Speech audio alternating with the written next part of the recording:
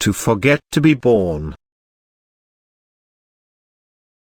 Anything is error, except of the nothing which leads to the power. There is nothing existing, except of the nothing to the power. Absolute power is indissoluble. Domination as emptiness to the power is the power as nothing to domination. There is no nihilist who would be not consumed by thirst for any catastrophic yes, the Romanian thinker Emil Cioran confirmed. The history of mankind is a procession of phantoms, a loop which conducts from the non-existence to the non-existence. It, the non-existence, also is the original absolute, infinity of spirit at a zero matter. Everybody represent himself as a latent non-existence. One fine day the mankind will dump a mask. Each civilization waits for its apocalypse. And the mankind taken as a whole, is not an exception. The doomsday will not necessarily come, when angel will sound, or the asteroid will arrive, or when there will be a global nuclear explosion, or still with any effective way. Actually it already comes. And this began when the first people have broken fruits from a knowledge tree, or when they have found reason, where their ignorance means a blessing, the madly to be a wise man. Any intellectual progress is accompanied by emotional loss. The reason is a kind of unnatural illness of the universe, just as the universe itself is an illness of their non-existence. To look, but not to understand. In this a paradise consists. The mankind which has left a paradise has initially been doomed to a hell. Work, death and reason became our destiny. Everything is a pain. Why not to admit existence of such a God which eats our pain? The Spanish philosopher Miguel de Unamuno asked. The vigorous illusions of those whom the horror lottery has not seized yet is a sneer concerning tragedies which continuously occur in various corners of our terrestrial hell. Some kind of vulgar optimism, based on a principle, you will die today, and I will die tomorrow, but while it does not happen, I will dance. Thereupon the British thinker J. Stuart Mill saw only one alternative: it is better to be a dissatisfied person, than a happy pig. Even having run away from a hell, people recreate it in another place because it is good only there, where we are not present. It is worst of all that a majority of mankind does not fear a religious hell anymore, for this hell is not quite terrible in comparison with the horrors of our terrestrial hell. I think that somebody will close both of them as unnecessary. The occurrence of the world as well as a birth of a person is the result of a blind act of madness, not to be born. This is the most reasonable. So the Greek tragic hero Oedip confirmed. An intense activity and a self-deception require the existence of each other. All life is unreasonable, and all reasonable is directed against a life. The basis of tragic feeling of a life consists in it. Miguel de Unamuno wrote, maybe it would be better to create something better than our existence is.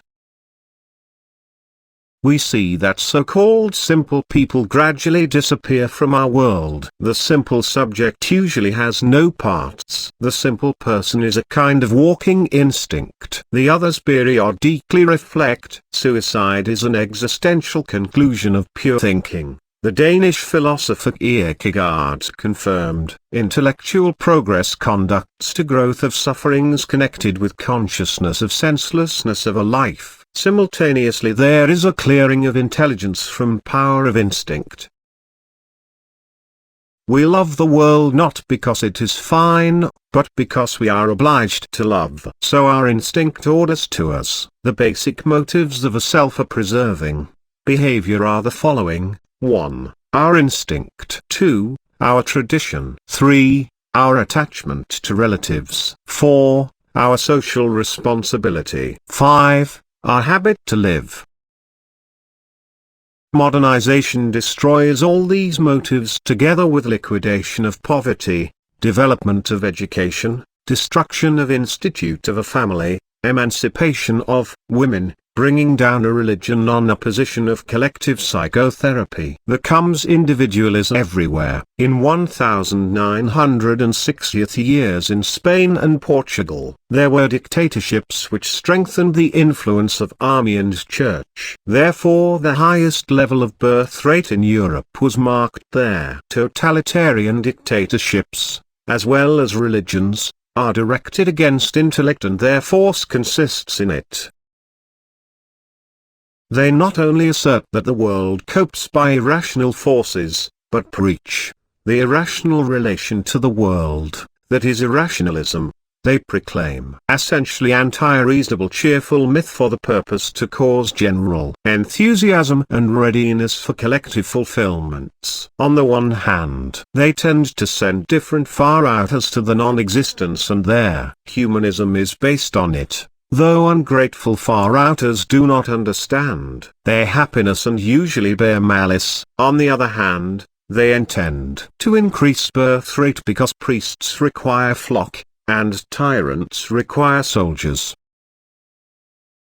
In a word, when liberalization has come to Portugal and to Spain, during any 30 years their population has started to decrease promptly. Today their unwillingness to have children appears more strongly in comparison with church interdictions. The religion recedes before a condom. In 1776 there, British economist Adam Smith wrote, "Poverty favors to reproduction." It is possible to add that education prevents the reproduction, because there, educated people and especially, educated women usually obtain absolutely artificial, unnatural direction of interests. Demographic researches give us steady law, in families with high income and with high educational level birth rate indicators always were, is and will be categorically more low than in families with the smaller income and educational level. Separate exceptions which can be found out here also confirm this rule. It turns out that in a process of involving of all the new peoples in modernization, they inevitably will start to die out too. It would occur even if the indigenous population of Europe will completely disappear, and its place will be occupied with migrants and their descendants. Being overturned in future, this global tendency in the long term leads mankind to absolute zero. About what it is impossible to tell anything. About this it is necessary to tell nothing. The definitive thought can be finished only with presence of a fair share of ferocity. In 2008 the 1,000-paged Bible of Emptiness was published in Russia. This book of books is severely predicting the absolute rupture of spirit. There are editions of the book in India, Asahu Associates, Allahabad, and in the USA. Grey Wolves, New York, also is prepared. The composer of the book is the famous Russian poet and thinker as Sakura Zarathustra. All concepts and ideas of nihilism both in the East and in the West have fallen into decay. Everything, even regal forms of nihilism, do not work anymore. But something, anything, other comes nearer, nothing to the power and emptiness for domination. In all lives it will be formed the new union of the void and not of lightings, that is connection of the most extreme form of sensuality and the most maximum extra form of detachment, or the superpower of non-existence. Excess of the excess approaches, thus as Sakura Zarathustra predicts, leaving in the non-existence is a life in infinity of spirit. We will force spirit history to stop only at a unique stage. The absolute rupture to which the greatest book created by spirit in a loop of history of mankind is devoted. It is a postscriptum for the universe.